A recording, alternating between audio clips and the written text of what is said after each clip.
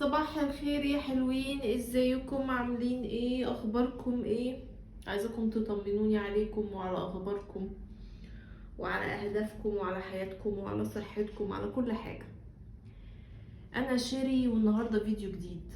النهاردة فيديو هكلمكم عن شوية حاجات وكانت من التجارب الشخصية المريرة اللي مريت بيها في حياتي، وكانت مودياني لمنحدر سيء جدا وعطلتني كتير. في حاجات بصراحة أنا مريت بيها، وفي حاجات أنا شفت ناس حواليا مروا بيها.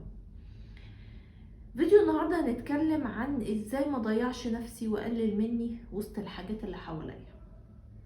أنا عايزة أقول لكم إن من الحاجات، أو يعني مش من الحاجات، أنا من وجهة نظري، أنا معرفش يعني الكلام اللي أنا هقوله ده صح ولا لأ، بس انا شايفة ان احنا ما بنعرفش نتقدم في حياتنا، ولا بنحقق اهداف في حياتنا، ولا بنعرف ان احنا يعني ننبسط حتى في حياتنا، مش حتى ان احنا نعمل هدف كبير، بسبب يا اما احنا تعاملاتنا مع الناس غلط وقاعدين نجلد في نفسنا، او اتأثرنا بطريقتهم معانا وسيبنا نفسنا ننحدر معاهم وننساق وراهم في التصرفات بتاعتهم اللي مش لطيفة، في التلقيح، في الحاجات دي، او اننا انعزلنا وعشنا مع عقلنا. العقل دايما عايز حاجة تشغله، لو ما جبتلوش حاجة ينشغل بيها ويبقى بيفكر فيها، ومنها كمان في طريقته في التعامل مع الناس، هيلعب بيك، هيلعب بيكي، هيقعد بقى يفكرلك في القديم والجديد ويعيشك في مؤامرات. وعشان كده هتلاقوا أغلبية الناس اللي هم عايشين عندهم يعني أفكار متخلفة وكده، هتلاقيهم منعزلين تماما عن الناس تماما. عشان كده غلط ان احنا ننعزل عن الناس. طبعا في ناس عايشين وسط ناس ويعني معتيه، يعني ده حاجة غير مفروغ منها، يعني ده يعني امر موجود كتير قوي. ولكن الانعزال عن الناس تماما وانك تكون عايش مع عقلك حاجة مدمرة جدا جدا نفسيا. من اول الحاجات او اول نقطة هتكلم عنها في نقطة ازاي ما ضيعش نفسي وسط الحاجات اللي حواليا، او ان انا اقلل مني. لما شخص بيعمل معايا موقف وحش وانا كنت كويس معاه. طبعا في ناس بالنسبة لها لما موقف زي ده يحصل، طبعا انا بقوله في جملة، ولكن انا عارفة كويس الألم بتاع شخص احنا بنكون حاطين فيه توقعات كبيرة، او عملنا معاه مواقف كويسة ايا كان ويطلع حاجة بشعة. انا عارفة كويس الألم ده لان انا جربته، فبيكون صعب. ولكن احنا هنقرر ندخل لعقلنا مدخلات جديدة عشان تخرج لنا نتيجة مختلفة. يعني ايه؟ يعني هفكر كده اشوف الشخص اللي مش كويس ده، بدل ما انا كنت قاعدة بتحسر عليه واندم واجلد نفسي في ان العلاقة انتهت، او ان يا ريتني ما كنت عملت كذا فهو ما كانش طلع وشه الوحش، ما لو كان اتعاملت بالطريقة دي ما كانش طلع وشه الوحش ليا. طبعا انا هنا بتكلم مع شخص مش كويس، مش بتكلم مع انسان كويس انا اتعاملت معاه بس بطريقه مش كويسه فطلعت حاجه منه مش لطيفه. لا، انا مش بتكلم على كده، انا بتكلم عن شخص يكون وارد ان انا اكون عملت اخطاء في التعامل معاه، وارد، ولكن هو شاف برضو مني حاجات كويسه، وكنت دايما بحاول ان انا احسن علاقتي معاه، بحاول ان انا يعني يكون كلامي معاه لطيف، حاجات زي كده. النوعية بقى بتاعت اللي تكون حطيتوا فيها توقع كبير وطلع خيب ظنكم، لو كان بنت او ولد يعني، اعتبروه دايما سلمة. سلمة انا من التجربة بتاعته انا وقفت عليها. ليه؟ عشان هقابل الناس الصح بعدين. انا اتعلمت من الشخص ده ان انا ما ينفعش اروح اول ما اتعامل مع حد اروح احكي له عن اهلي واصحابي والناس اللي اعرفهم وانا ساكنه فين وبدرس ايه وهواياتي ايه دي حاجه ما كانش المفروض يعرفها دلوقتي مثلا. او اتعلمت ان انا ما اديش يعني توقع كبير في الناس وانا لسه معرفهمش. ايا كان التجربة اللي مرت مع الشخص ده بالنسبة لي سلمة، بجرد نفسي. عارفين انتوا، بتخيل كده نفسي وانا قاعدة اهو في المكان ده وكنت بتعامل مع الشخص ده، كأني بقى بصة لنفسي كده ايه، من طيارة فوق وشايفة البيوت وهي صغيرة، وبعد كده الطيارة دي تطلع لفوق ويبقى كده كأنها شايفة القارة كلها. كأني بتعامل مع الموقف ده ان هو ولا حاجة وسط حاجات كتير قوي مستنياني حلوة وناس هقابلهم. يعني تخيلي كده المدينة اللي انت ساكنة فيها كام ألف شخص، البلد اللي انت عايشة فيها كام مليون، الكون كله فيه 7 مليار إنسان، أو معرفش يمكن يكونوا زادوا دلوقتي يعني. المهم ان احنا مستنيانا يا جماعة ناس تانية، ناس تستاهلنا، ناس كويسة. حصلت تجربة مش حلوة مع شخص، خلاص اتعلمت نقطة من أول السطر. وفي بقى حاجة، صفحة بتتقفل. يعني ايه؟ يعني شخص طلع مش كويس ما بيتجابش سيرته، ما بشتكيش لحد. انا قلت لكم قبل كده الشكوى من الناس بتقلل منكم، انتوا كده بتدوا للناس يعني ان انتوا بتتأثروا بكلام الناس. دي اول حاجة بتعرفوه من الانطباع ده عنكم، فهيستلموكم في التلقيح. تاني حاجة بتعرفوه ان انتوا كده يعني عندكم يعني مهتمين قوي كمان برأي الناس عنكم، بيقلل شوية من احترام الشخص ليك شوية. الناس على فكرة بتحترم قوي قوي الشخص اللي ما بيبقاش فارق له الناس، بس اللي بيبقى مش فارق له بجد، مش اللي هو بيقول كده وفارق له.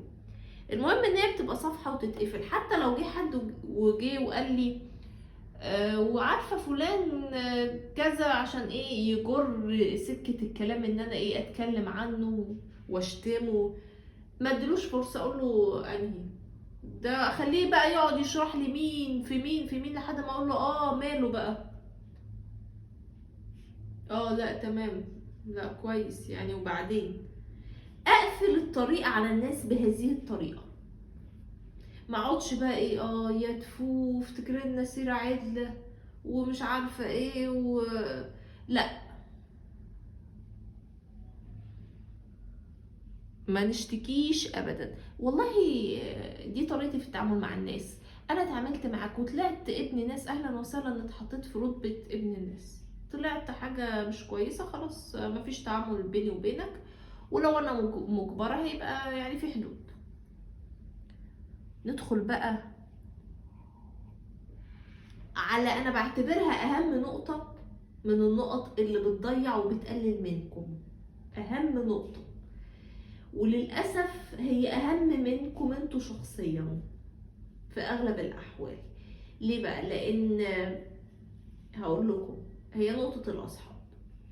طبعا هي حد هيجي يقول لي ازاي ده أهم حاجة أنا؟ هو أهم حاجة أنت، وأهم حاجة أنت أكيد. ولكن لو أنت وأنت قاعدين بتطوروا من نفسكم وولاد ناس ومحترمين وحاجة يعني فلة، ومحاطين بأصحاب مش كويسين، انتوا بقيتوا زيهم، يبقى تأثيرهم كبير قوي ولا لأ؟ تأثيرهم كبير كبير كبير كبير. طبعا موضوع الأصحاب أنا قلت لكم قبل كده ده مفهوم بتسيبه يا اما انت في الكليه، تكوني في الكليه كده بعد ما تخلصي الكليه المفهوم ده يعني ترميه في الزباله، او ايه لما تعدي ال25 سنه، لان خلاص بيبقى عندك اهتمامات تانية. طب الاصحاب بقى انت عايزه تقولي لنا ايه بقى عنهم؟ يعني هتقولي لنا بقى الصاحب الكويس ومعرفش ايه لا، انا هقول لكم شويه حاجات كده فرقت معايا. بصوا يا جماعه، انا بعمل فلتره كل فتره للناس، والفلتره مش معناها بلوكات، ومش معناها دايما unfriend او unfollow، مش دايما. ولكن ايه، دلوقتي انا بحب كل فتره اتابع السوشيال ميديا بتاعت الشخص اللي قريب مني، طريقة كلامه. والله انت اتخانقت مع فلانة، ده في تلقيح، هو مش عليا بس هو تلقيح موجود. دي حاجة مش لطيفة. انت بتنزل من رتبة ان انت كويس لرتبة شخص تعاملاتي معاه في نطاق الحدود. وانتي يعني البنات ممكن اعدلها شوية تلقيح بصراحة يعني، ولكن برضو ايه، بيبقى لو هي بتكرر ده بشكل مستمر وكبير قوي، لا ده بيبقى فيه مشكلة يعني. هنا بيبقى التعامل صعب قوي. الراجل بيبقى يعني مطالب منه ان هو في حتة التلقيح يكون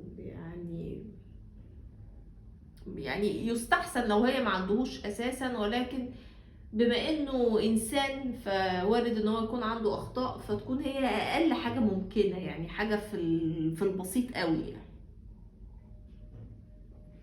ولكن انا انسان احب الفلتره كل فتره، كل فتره احب افلتر الناس، يا اما unfriend، يا اما طبعا ان انا بنزل ايه، يعني بقلل شويه تعاملات معاهم، مع ناس معينه، بخرج اقل، بتكلم اقل، ده بزود كلام معاه.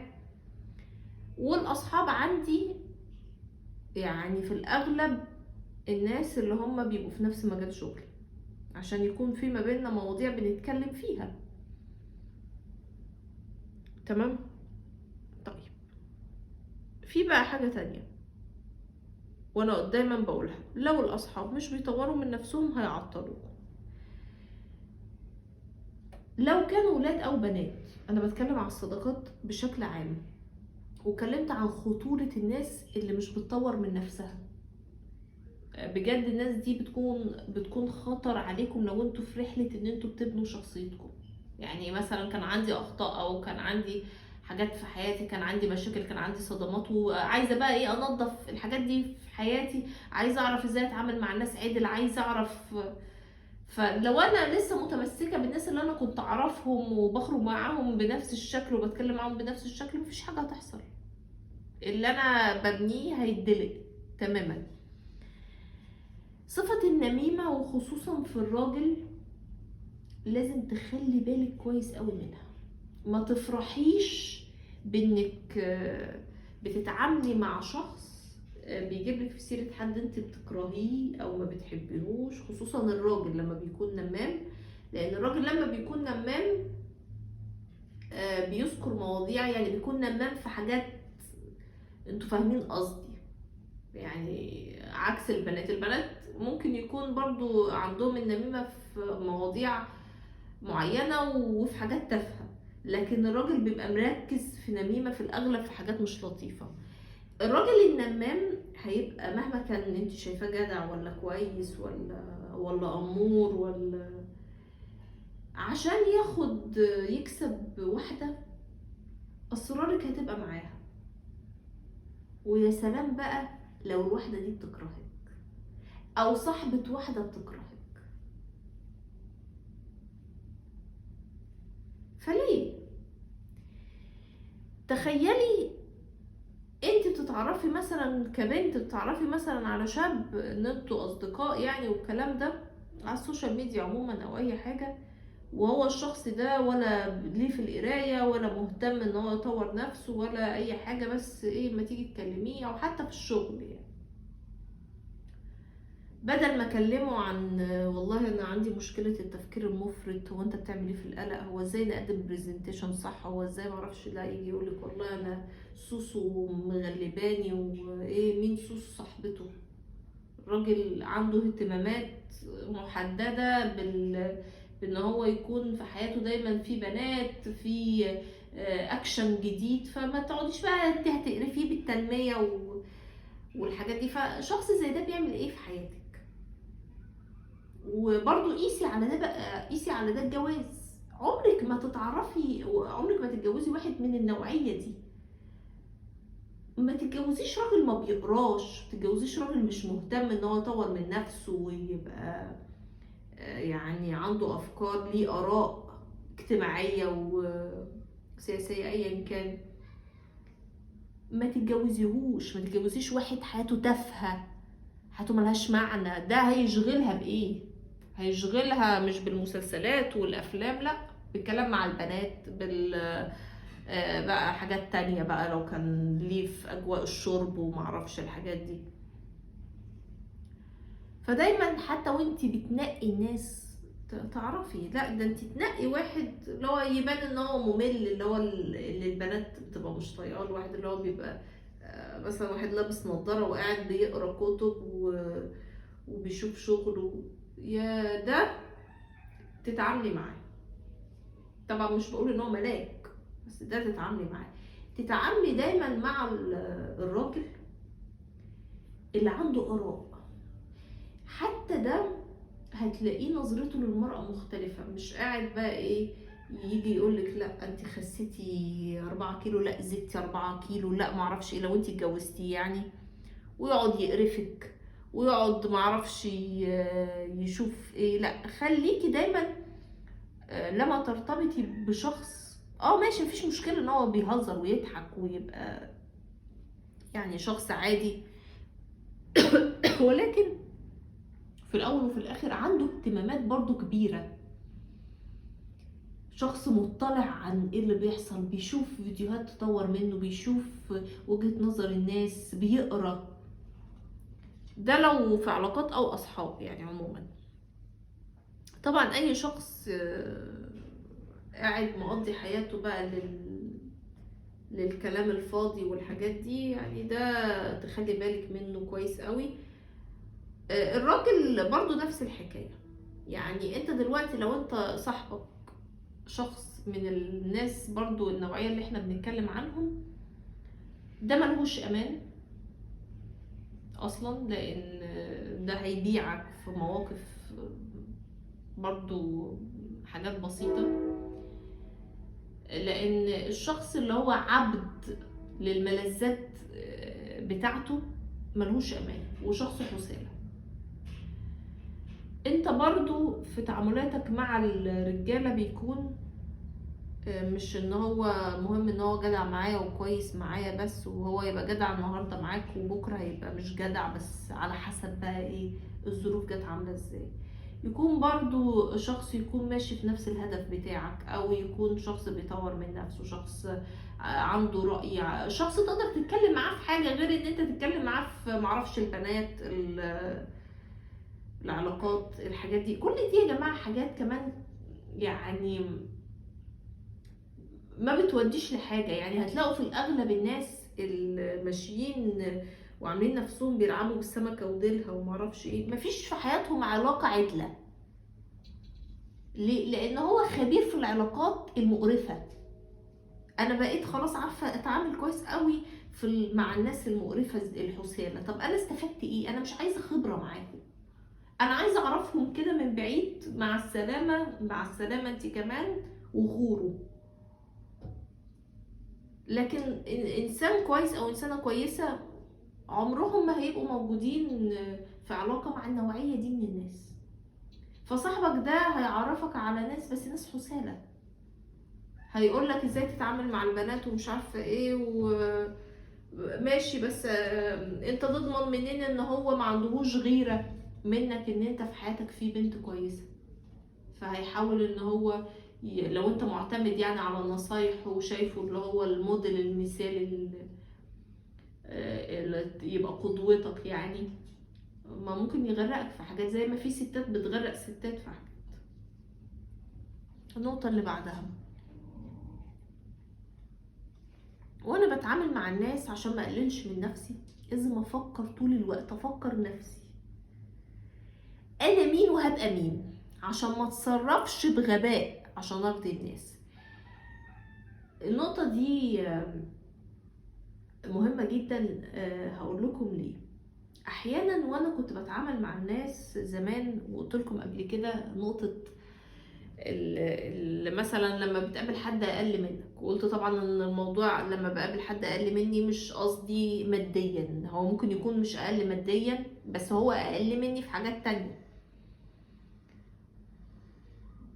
لما كنت اتعامل معاهم كنت اعمل ايه؟ كنت اقلل من نفسي عشان هما ما يحسوش ان هما قليلين. فايه اللي يحصل؟ هما يشوفوا نفسهم ان هما اعلى وان هما افضل، وفي اول موقف يحصل ما بينكم يحاولوا ان هم يغدروا بيكي او بيك. ولو قابلت حد مثلا اعلى مني في حاجات، عنده نجمة في حاجات، يعني مثلا اغنى، اذكى في الشغل في حاجة ايا كان، كنت ساعات ممكن اتاخد شوية، عارفين اللي هو ايه، ارجع شوية لورا اللي هو ايه ده، بس دي عارفين. فكنت اقلل شوية من نفسي، فده وقعني في فخ ان اتصرفت بغباء. يعني في موقف عملت فيه كل المواقف الغبية اللي انا ما بعملهاش في حياتي بسبب ان انا ما فكرتش نفسي انا مين وهبقى مين. ودي بقى حاجة انا مش بقولها بقى بفتخر وشوفوني انا مين لا، انا بقولها ان انتوا تبقوا كده. يعني انا مش بقولها بس عن نفسي، انا واخداها عن نفسي اكيد، بس انا بقولها ان برضو كل واحد وكل واحدة بيشوفوا الفيديو ده يشوفوا نفسهم هم مين وهيبقوا مين. وهما بيتعاملوا مع الناس ما يقعدوش يقللوا من نفسهم ويشوفوا بس اصلا انا دلوقتي معيش فلوس، ده دلوقتي ما فيش في جيبي 1000 جنيه، انا دلوقتي بس انا هيبقى معايا، بس انا عارف كويس انا هوصل لفين، بس انا عارف كويس ان انا حالتي المادية هتتحسن. النقطة اللي بعدها، لازم اخد من البيئة اللي انا فيها. يعني ايه؟ انا قلت لكم قبل كده ان انا للاسف الظروف حكمت عليا في التعامل مع ناس من بيئات مختلفة، يعني من كل الطبقات وكل انواع الناس يعني. فالمهم انا بقيت بعرف اتعامل معاهم كلهم فانا مثلا عندي ادوات في التعامل مع الناس مختلفة، مش بنفس الشخصية اللي بتعامل بيها مع ده مع دي. عارفة كويس ان لو واحدة مثلا من كذا او موقف حصل في مكان عامل ازاي انا هتصرف ازاي. ليه بقى؟ لان انا لو مش واخدة من البيئة اللي انا فيها في التعامل، الناس يعني زي ما بيقولوا كده هيتعاملوا هياكلوا وشي او هياكلوني. يعني لو انا في بيئة فيها ناس بتشتم وناس حسالة وناس، لو انا اتعاملت بأدب واخلاق وذوق او اتعاملت بشكل راقي هتاكل. يعني هتاكل. لازم يعرفوا ان انا اقدر اشتم، لازم يكونوا عارفين ان انا اقدر اجيب حد يتخانق واتخانق معاهم واصعد الامور وان انا عارفين انتوا لازم يعني في وش معين لازم يبان للنوعية دي عشان يحترموا نفسهم. لو برضو في بيئة مع ناس يعني المستوى المادي مختلف واعلى بكتير، لا لازم يكون في اهتمام باللبس، بطريقة الكلام، بتاكل ازاي، بتتحرك ازاي، المستوى، الشكل. لازم اخد من البيئة اللي انا فيها، طريقة الكلام، طريقة الخناقة. اخر نقطة، طول ما انت منزل الناس تحت محدش هيعرف يقلل من قيمتك او يضيعك. بس عايزة هنا اقول حاجة عشان حد هيجي يقول لي يعني ايه انزل من الناس تحت واشوفهم تحت. شوفوا يا جماعة، انا لما باجي اقول حاجات زي كده مش قصدي ان احنا نتعامل مع الناس بتكبر وانا فوقيكم وانتوا تحت، لا مش ده هدفي.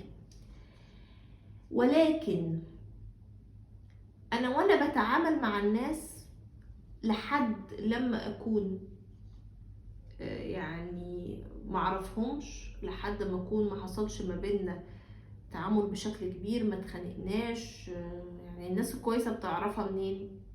مع الوقت، مع الخناقات، مع المشاكل، مواقف بتحصل ما بينكم بتتأكد ان ده كويس. ما حصلتش خناقات ما بينك وما بين حد انت لسه ما تعرفوش، ما حصلتش مشاكل بينك وما بين حد انت ما تعرفوش، ما عدتش فترة معينة من الوقت الشخص ده برضو انت لسه ما تعرفوش. والاغلب بيكون يعني لازم على الاقل 3-5 سنين مثلا عشان تقدر تحكم شوية على الشخص. بس احنا مشكلتنا ان احنا بنحط الاول الصورة كده في خيالنا، وايه بنتخيل بقى الناس عليها، اللي هو لو سمحت امليلي المربع ده، انا تخيلتك ان انت كذا كذا كذا، فايه املهولي، يلا خش في الخانة دي. بس هو مش هيدخل في الخانة دي لان هو مش كده. نرجع بقى للنقطة بتاعت منزل الناس تحت دي. انا وانا بتعامل مع الناس في الاول، انا ما بحطهمش فوق وانا تحت، ولا بحطهم فوق جنبي وانا بتعامل. وانا يعني مش وانا بتعامل اللي هو طريقتي في التعامل معاهم والكلام، لا، قصدي رأيهم فيا، قصدي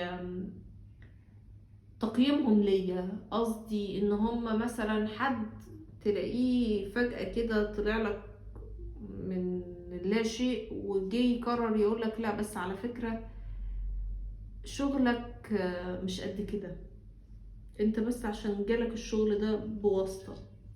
ويكون هو شخص بيروح الشغل بتاعه بيقعد ينم ويفطر وياكل ويسيب الناس واقفين وفين وفين لما يبدأ يعمل الشغل بتاعه ويتلكك ان السيستم واقع ولا معرفش ايه، عشان خاطر مش عايز يعمل الشغل بتاعه، ويجي يحكم عليك. طب انت مين؟ او شخص انا معرفوش اصلا قرر ان هو يحطني في التقييم، يعني يعمل تقييم كده من دماغه ويحطني فيه تحت، ان انا يعني انا ما نلتش رضاه، او ما بقتش في المستوى اللي هو عايزه مني يعني.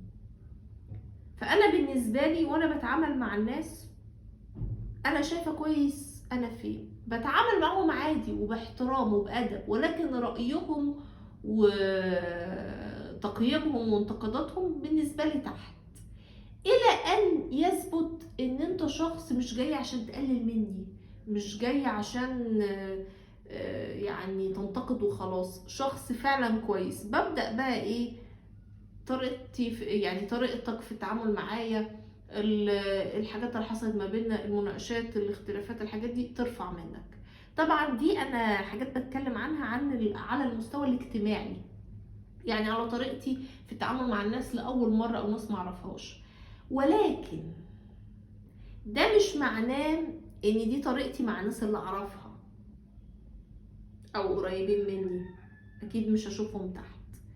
ولكن برضو دي مش طريقتي في التعامل في الشغل، لان تقييم الناس ليا في الشغل مهم، يعرفوني او ما يعرفونيش. يعني مثلا انا جالي تعليق حد ينتقدني في فيديو وقال لي لا بس والله انا مختلف معاكي في كذا وكذا وكذا، ده رأيه مهم جدا، يعرفني او ما يعرفنيش ده رأي مهم، ده التقييم بتاعه بالنسبة لي مهم، ومهم ان انا اشوف وجهة نظره عاملة ازاي وهو مختلف في ايه، واحتمال يكون هو معاه حق، احتمال يكون انا اللي معايا حق، ايا كان. ولكن ده نقد مهم لان هو يعتبر يعني مش هقول شغل قوي، بس مبني عليه القناة دي مبنية على ان الناس بتتناقش معايا بتتكلم معايا كده. ولكن في حياتي بقى الشخصية معلش انت مين تيجي تقول لي مثلا انت كذا، او انت ما ينفعش تبقي كذا، او انت تتحطي كذا، انت مين؟ او حد بيقيم اخلاقك، حد بيقيم اللي هو ايه، لا معلش انت معرفش لابسه ايه كده فلا انا غسلت ايدي منك. طيب انت مين؟ فالنوعية دي بنعمل ايه؟ تحت. طول ما هم تحت هم ولا هيعرفوا يقللوا، لان هم تحت مش فوق. لو انت حاططهم فوق ولا انت حاطاهم فوق ومهتمه برايهم هينزلوكي، لكن طول ما هم تحت انت في الاخر. وبس كده يا حلوين، واشوفكم على خير.